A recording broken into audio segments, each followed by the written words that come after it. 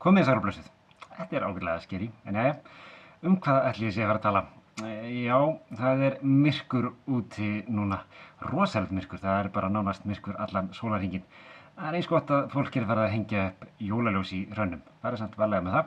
Í stígunum og svona, passið ykkur að fá ekki raflost og passið ykkur að detta ekki.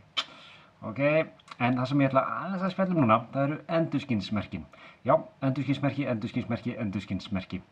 Þau eru algjörlega nauðsynleg og ég veit að þið vitið það vel. Það er vel ekkert að fara út í það. Ég held bara að það séu margir að gleyma því að séu til, þannig að við skulum aðeins núna minna okkar á það að þau eru ennþá til. Ég veit samt að það er ekkert allir sem að vita hvar hægt er að nálgast þau, þannig að þau ykkar sem að vitið hvar hægt er að nálgast endurskinsmerki skulu endilega koma með kommentum það hér fyrir neðan.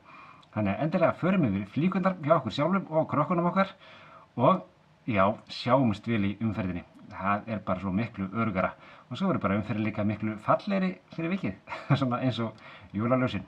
Það held ég. Láttu endilega sjá þig í umferðinni. Það held ég.